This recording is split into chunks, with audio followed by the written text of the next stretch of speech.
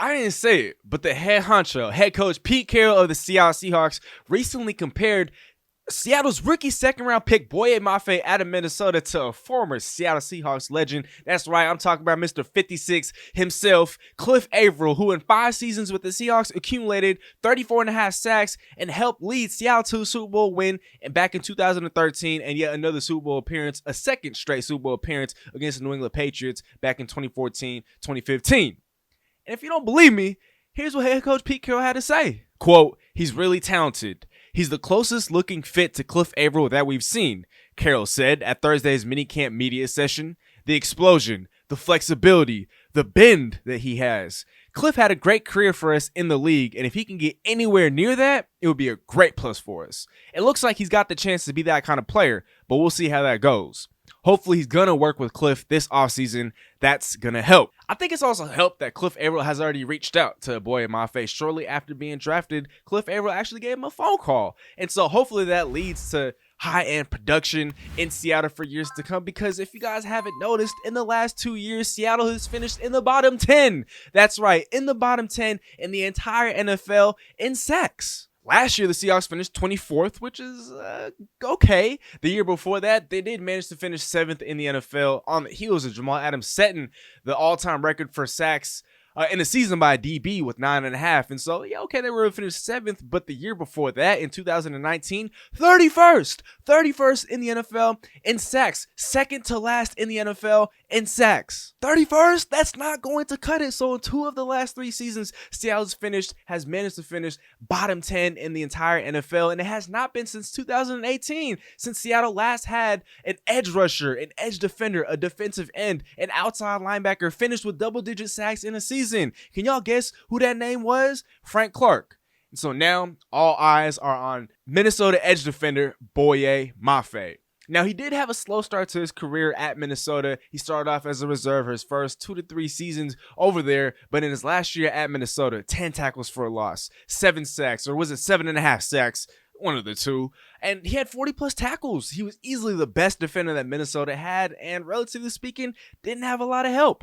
And like I talked about, and like it says in the thumbnail, Boye Mafe could potentially be the next great ultimate late bloomer. I mean, look at what he did not only in college, but look at the Senior Bowl. And Seattle absolutely loves their studs from the Senior Bowl. He absolutely dominated, and according to Pro Football Focus, he had the highest grade out of all edge defenders in the entire Senior Bowl. And just a couple of months ago, we talked about Jermaine Johnson, who I coveted, who I wanted in Seattle. That ultimately didn't end up happening, but maybe for the better. Boye Mafe is not only a great consolation prize, he might be the prize at edge defender. He should have been a first-round pick, and Seattle was even lucky that they were able to land such a talented, such an athletic, such a great pass rushing prospect in the second round. And so with him coming to town, not only does he fill a need, but he's also going to fill a void. And he's also hopefully looking to fill in the shoes, the footsteps. And I know it's big shoes to fill. I'm not trying to set up these players for failure. I know a lot of people were kind of getting on me for comparing Tariq Woolen to Richard Sherman, which I did in the last breakdown. But that's not what I was actually comparing. I wasn't comparing the two players. I was comparing the journey. And so now that that's been set straight, I'm not comparing Boye Mafe to Cliff Avril. Now, I do like the fact that they're both so explosive. They have a great first step. They're great with their hands. But I think outside of that, I mean, Cliff Avril was never the sort of athletic prospect. He didn't have like the sort of traits. Maybe they were similar in size, but in Boye Mafe, we're talking about a man who's 6'4", 261 pounds, running a 4.53 40-yard dash. And so like we talked about with the Tariq Woolen, this man at 6'4", 261 pounds has no business, absolutely no business running a 4.5 40-yard dash. I mean, that is insane. Can y'all believe it? In addition, a 38-inch vertical leap. His arms are almost 33 inches long. What? Hands are almost 10 inches long. I mean, this guy is just a complete, absolute freak of nature. And so, oh boy, for the second prospect that we are going to be breaking down on this channel, Boye Mafe out of Minnesota, the ultimate late bloomer. About to find out, y'all. Here comes the, y'all don't really want it like that. Yeah. Here comes the. This is your boy, this is your host, Calvin Domingo, aka Steezy A. Smith, If you guys aren't already, man, join the family, join the team. Be sure to hit that subscribe button. Be sure to also hit that notification bell so you never miss a draft profile, so you never miss an episode on this channel. And be sure to also follow us on Instagram. Be sure to follow us on Twitter at Steezy A Smith, as we're also working very diligently on those platforms in addition to YouTube. I apologize, you guys. These videos have been very sporadic. These episodes have been sporadic. Haven't been able to drop nearly as consistently as we would like to. But as you guys may or might not already know, recently signed a deal. Recently got a new job over at Press Sports. It's basically a sports media app, a sports networking app based out of Atlanta. I'm now working as a head personality at Press Sports. I'll be calling top 10s. I'll be conducting interviews with all sorts of athletes, middle school, high school, collegiate athletes. Be sure to download the app. If you're an athlete, if you're a coach, if you're a scout, if you're just a fan of sports, if you're in the media as it pertains to sports, be sure to download the app. If you're looking to discover talent, if you're looking to find your future school and things of that nature. But Press Sports, that is the app. Be sure to look it up in the App Store. But I promise you guys, we will be coming back to these. The next player that we're going to be breaking down. Should I wait till the end? No, I'll just let you guys know now just because I feel bad. I've been making y'all wait. I think it's going to be Ken Walker. And then after Ken Walker, Kobe Bryant. And so if you guys have missed it, be sure to check out our Tariq Woolen breakdown, which is approaching 10,000 views. And so Tariq, my man, Tariq Woolen out there, if you tuned in, shout out to you, big bruh. Definitely need to get you on the show ASAP. Now, going back to business, let's talk about Boye Mafe, the ultimate late bloomer, arriving to Seattle as a second-round pick coming out of Minnesota. Now, look, there's plenty to like about Boye Mafe. Like I talked about, he's just an absolute athletic freak, a great prospect, right? He's not the most technically refined. First things first, I don't even want to talk about his pass rush. I want to talk about his versatility, because in Seattle's new 3-4 defense, obviously, they're going to be aggressive. Obviously, Clint Hurt wants to blitz more often. He wants to play more man coverage. And a guy like Boye Mafe, I think can not only hold his own in man coverage, in zone coverage, but he could actually end up becoming one of the best coverage linebackers in the game. Not only does he have the athleticism to succeed and thrive in such a role, he's so versatile. He's able to move and cover tight ends and cover running backs. He's able to keep up with them in space. So he's athletic enough to do that, right? Because especially if you're going to be playing in a 3-4 scheme, your outside linebackers, your edge defenders, these guys need to be able to drop back. And so with Seattle lacking that pass rush and pop, that pass rush and prowess that everyone is looking for, and don't worry, I have high hopes for Darryl Taylor. I have high hopes for Uchenna Nwosu. I have high hopes for Alton Robinson, but I also have higher hopes for a Boye Mafe, who I believe is just going to come in and probably not set the tone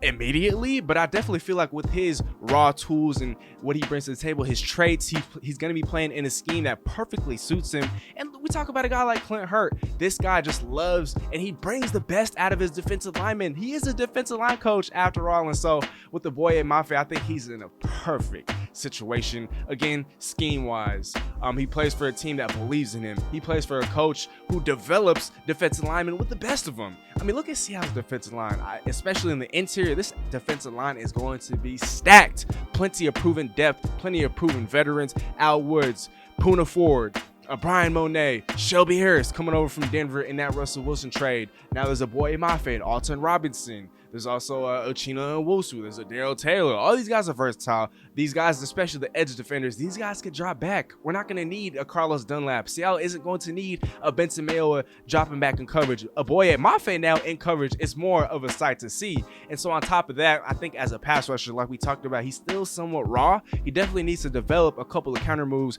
here and there, just because when you put on the film, when you put on the tape, when you go back and watch some of these games, after his initial move, when he doesn't get that first step and he's not able to get after the quarterback, he's not able to get into any sort of rhythm, he doesn't have any counter moves. You know what I mean? And so, especially when it comes to boxing, when it comes to anything really, you need to have a counter. You need to have options in case your first, or in case your plan doesn't go according to plan. And so with more time at the NFL level, you know, being coached by NFL coaches and being a part of NFL schemes, being a part of just anything and everything NFL, I expect that to pick up. I expect him to improve upon that, especially when you look at his rapid ascent. When you look at him, his journey over in college, his first 2 to 3 years, he was a reserve. I mean, he showed flashes here and there, but it was more of just an athletic type of project. He wasn't exactly putting it all together as far as, being able to put up the stats and the numbers and the impact, but come his senior year, I mean, he did all of that, right? 40 plus tackles, 10 for a loss, 7 sacks, and then at the Senior Bowl, he absolutely dominated the practices, the competition, the games. Everybody loved him, and like I talked about, he should have been a first-round pick. And according to Pro Football Focus, like I talked about, the highest grade amongst all edge defenders, and there are a whole bunch of studs, whole bunch of stars, whole bunch of proven talent, and these are the best of the best, especially in college football. And the definitely things he got to work on, especially run defense, y'all. He has a hard time setting the edge, and at times he gets pushed back. Sometimes he just doesn't seem like he's super engaged as it pertains to run defense. But when you have a guy like Clint Hurt manning the defense, when you have a guy like Pete Carroll, who not only wants to run the rock, he wants to stop other teams from running the football. And so again, he's in a perfect situation to capitalize on such a weakness when it comes to developing counter moves and developing, other moves to kind of add to his pass rushing repertoire. That's also another thing that shouldn't be impossible to improve upon in Seattle. I mean, just look at what you got to work with. I mean, look at that bend. Like Pete Carroll talked about, look at his speed, his explosiveness, his first step. This guy is a pure pass rusher. Get him on the field in obvious passing situations, third downs, even on fourth downs. He's gonna get it after the quarterback. He's hungry. That's what he does. He loves sacking and getting after the quarterback. And so there's a lot to work with. I'm probably gonna break this down later on, but Darrell Taylor, I think he's gonna explode. Uchenna Nwosu, severely underrated. And he played injured last year in LA. Alton Robinson has shown flashes time and time again, just has not gotten consistent usage, consistent snaps in Seattle along that defense. But with the Boye Mafe coming in, he does not have to be the guy. He can be one of the guys, but later down the line, I feel like, and I know that he can develop into being that guy. Shout out Samuel Gold on YouTube, by the way. He's a very knowledgeable, intellectual NFL mind. He knows what he's talking about, but he actually put out a chart and he talked about and he broke down a Boye Mafe. And when looking at the average pressure percentage from all edge defenders coming out of the 2022 NFL draft class, Boye Mafe actually fared very, very well compared to some of the other prospects coming out of the 2022 NFL draft. So the average pressure rate, according to Samuel Gold, for an edge defender coming out of the 2022 NFL draft class at least was 9.8%. What was Boye Mafe's? 16.3%. Which was fourth only to George Karlaftis, who was right ahead of him at 17.2%, Kayvon Thibodeau at 17.5%, and last but not least, the number 2 overall pick who went to the Detroit Lions, and Aiden Hutchinson at 18.2%. And looking at another advanced statistic, pass rush win percentage, according to Gold, at 19.8%, Boye Mafe had a higher pass rush win percentage than Trayvon Walker, the NFL's number 1 pick of the 2022 NFL draft, David Ojabo, and Jermaine Johnson, the man that I was raving about just a month ago or a couple of months ago before the draft took place. And so with the Boye Mafe, I understand production was a little scattershot, but then again, he only really had one season to start. I think a lot of his success in getting after the quarterback is going to be determined by his get off. He has such an explosive get off that at times it actually holds him back. And so if he doesn't have that explosive get off, if he has that one false step, he doesn't look nearly as effective in getting after the quarterback. Okay, we can continue to rave about it. When he has that explosive first step, it looks clean, it looks smooth. He looks absolutely devastating as a pass rusher. He's flexible, like we talked about, and he has that bend around the edge. That's exactly what you're looking for in a lot of these pass rushers. And so again, shout out to Samuel Gold for some of those advanced statistics. Definitely be sure to check out his breakdown on Boye Mafe if you guys want more of an in-depth analysis on what he was breaking down. Well, they also brought him in for one of their top 30. Boye Mafe wanted to be in Seattle. Seattle wanted Boye Mafe. And so I think people at times they kind of underestimate that. When a player gets drafted, all these guys are talented, right? But a lot of times it also comes down to fit. Are you in the right fit? Are you on the right team? Are you in the right scheme? Are you going to be developed? And I think with the Boye Mafe, both sides have shown a commitment. Boye Mafe to Seattle and Seattle to Boye Mafe. And like I talked about, his speed, his power, his efficient handwork, one of the best get-offs in the class. I can't wait to see what he brings to the table, y'all. I was posting this on Instagram, but what do you guys believe? Be sure to comment your thoughts down below. Do you think he's going to have an over or under 5.5 sacks? I'm going to go with the over. Now, I'm not going to go with anything crazy. I think he'll finish the year with about 6.5 to 7 sacks. But let me know what you guys think down below. Over or under 5.5 sacks? That's going to be it for today, folks. I hope you guys enjoyed today's episode. Again, this has been your host, your boy, Calvin Domingo, a.k.a. Steezy A. Smith. Thank you so much for tuning in. If you guys haven't already, be sure to check out our Tariq Woolen breakdown, which is approaching 10,000 views. But like I talked about earlier, if you guys aren't already, please be sure to hit that subscribe button, man. Join the family. We are on the road to 4K. Show some love. Drop us a like. Drop a comment. If you guys have any sort of other video suggestions on top of these NFL draft breakdowns that we're going to be providing for the Seattle Seahawks, if you guys have video ideas, any suggestions, please let your voice be heard, man. Comment them down below. Send us a DM on Instagram or Twitter if you want to be featured on a live stream. Hopefully, we'll be doing that real soon. I'll fill you guys in via the community tab. So again, I hope you guys enjoyed. As always, all glory to God. Nothing but love for you guys, y'all. Steezy out. Again, this video is going to be dedicated to Mr. Todd Nas. While that concludes this video, we have loads of other content. You don't have to stop watching there. Other content on our channel homepage, as well as our social media platforms. And again, don't forget to hit that subscribe button for us. Tell a friend and tell a friend. Nothing but love, and Steezy out.